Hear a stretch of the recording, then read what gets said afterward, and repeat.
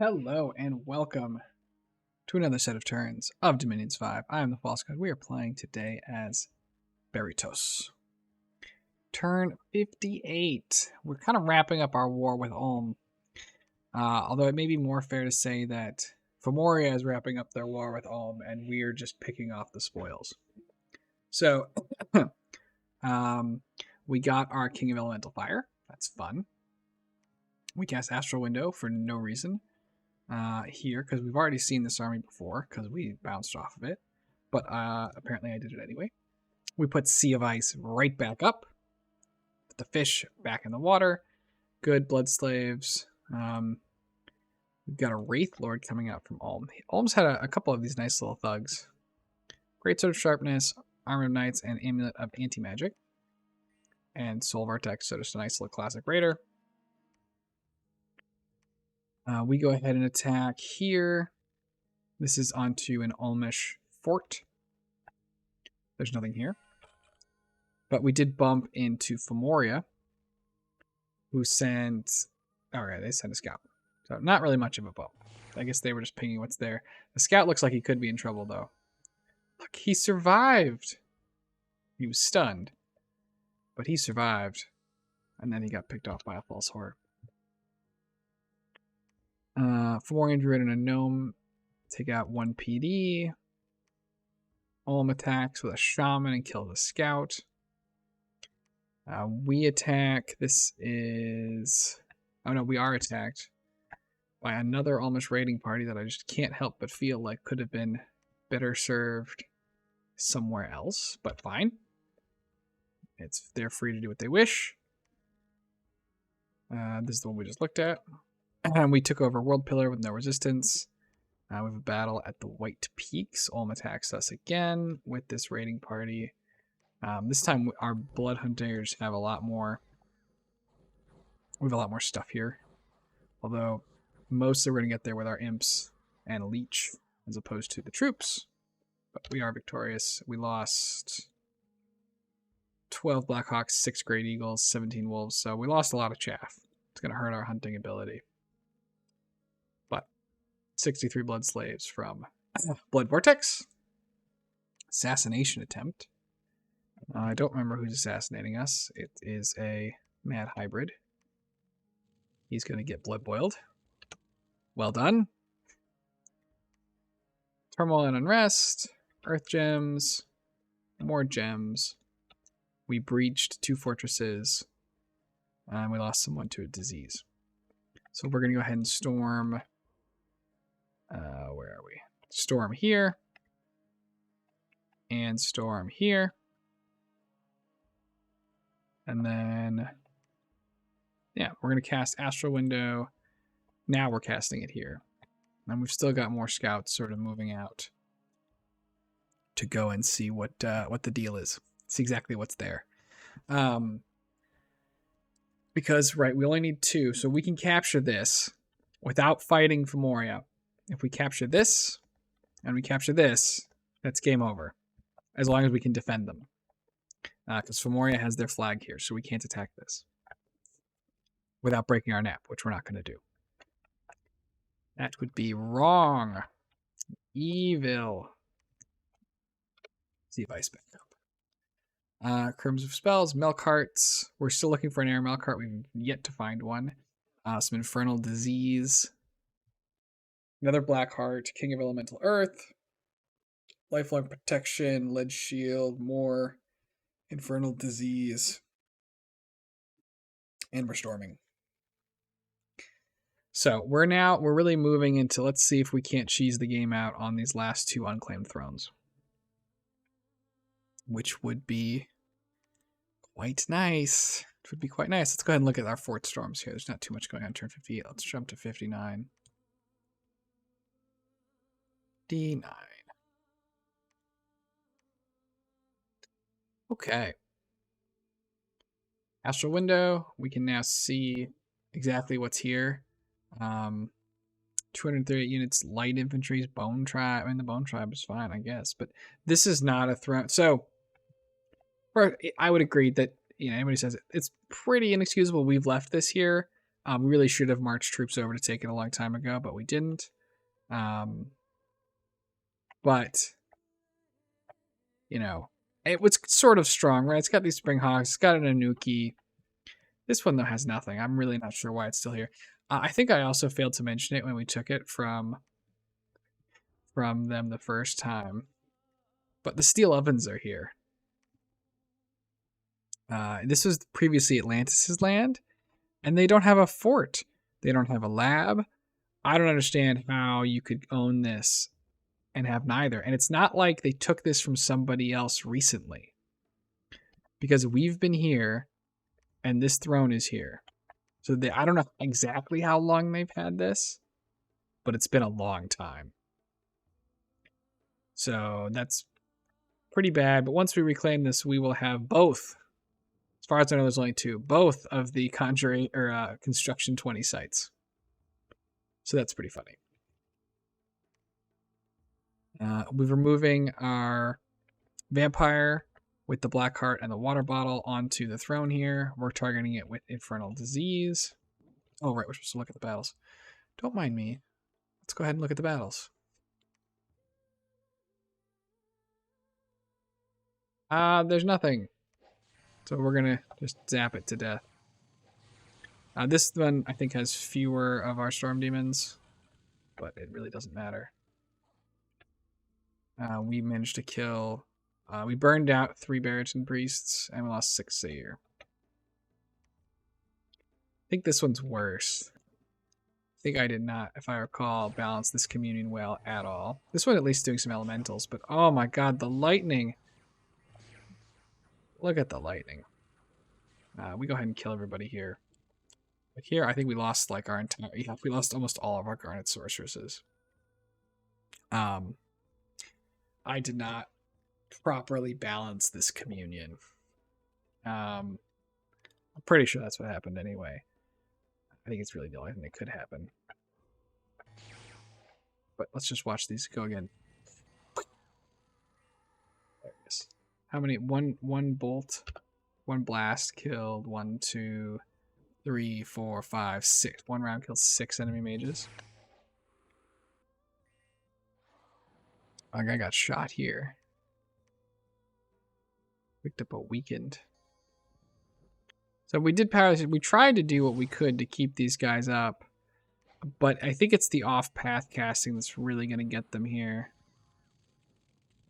I think one of them just pops, and then right once one of them pops, 160 fatigue. Weapons of sharpness. Oy vey. 197 fatigue. This guy's busy doing off-path stuff. Weapons of sharpness is very off-path. Yeah, we just popped him. Gotta. So, to avoid that, we could have either tried to limit what was in the communion more, in terms of preventing them from doing off-path stuff. We could have given them bows, so that they could have given them a shoot command instead.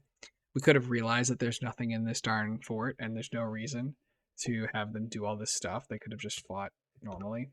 So, not great. Some other random nonsense going on. We reclaimed our province without a fight. The silver sarcophagus popped open. And so we got attacked by this great big mummy. We've got 1 PD. This is actually, though, closer than it has any right to be, if I remember correctly.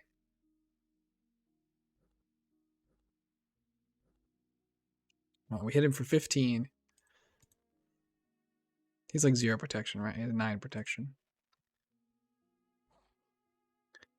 Killed that guy. 17. 29. Fortunately, he killed the commander. No, we were never going to kill him, but it still did a little bit better than they might have. We also get attacked here by more... Oh, this is what we saw already that we lost. To the villains. And we patrolled some stuff out. So gotta reclaim this. Gotta reclaim this. Both easily done. And we're sending troops to go and take a look at this. We're doing Infernal Disease. This is going to be targeting, yeah, we're trying to pick off all these commanders. Same deal, we've got our, I think I already mentioned it, our vampires moving onto this onto this throne, trying to pick up these commanders. And then this, I should have moved this army. There's no reason, like, who are we fighting? We can't even get to Ulm anymore. This army should move down to go and be the backup plan in case assassinating this doesn't work. So, wasted a turn here. We can also see that Ulm has reclaimed this throne. So it's potentially back on the honorable menu for winning the game. So, anything else cool we're doing? We're going to send, I think, our Fire King is, yeah, send the Fire King to go kill this guy. That's probably not the right move, but that's what we're going to do. Spells, another Melkart. Still have not found a single air Melkart. Lots of disease. Shademail Haubergen and a Cat's Eye Amulet. We're going to be giving those to a Melkart so that they can sneak onto the throne here through these lands, because I'm despairing of ever finding an air Melkart. I don't think, scouts are okay. We're not attacking them. I'm pretty sure this isn't map breaking. Just sneaking through their land. But that way, right, as soon as this goes, we can attack it. We'll pop up with our Melkart. We'll throw 3 red seconds on there while he's claiming. Bingo, bango. We're done. Item claimed.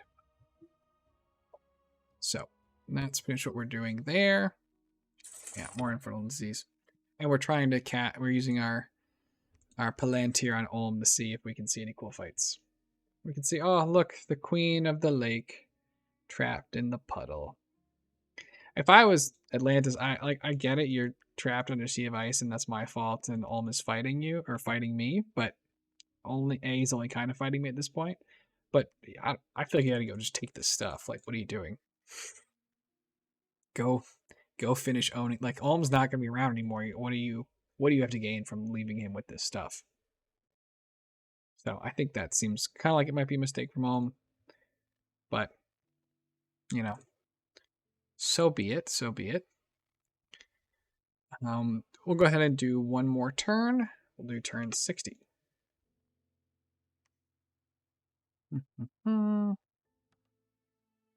60. Another Melkart. Some more Infernal Disease. Trying to take out this Apkalu thing. He got killed by the copper plate that we gave him when our Melkart died. So that's bad. That's not great. That's a self-inflicted wound is what it is. Pop. Got that one nicely. We did get to see, I think, Ulm attacks Samoria in Ulm. They're riding out a lot of Fairy Queens. We see a Flame Spirit. Let's go ahead and look at it this way real quick. A lot of Crystal Sorceresses, but Aeneid. But there's more, lots of Shamans, but not the good Shamans, the Ulm Shamans.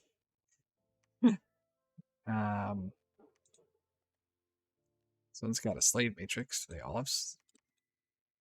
Okay, just a couple of them do, I guess. Against, I believe over here, it's a big army and 2 Tartarians. We see Growing Fury, Foul Vapors, and Natural Rain have all gone up. I'm not sure about Natural Rain here.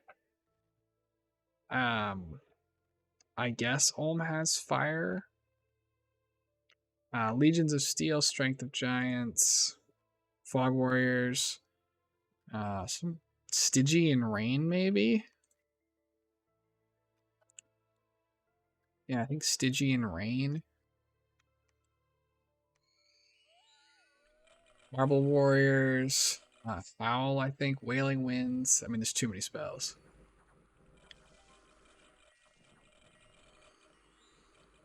A lot of people taking off over here. These Nemedians. They're going to land in and amongst these mages.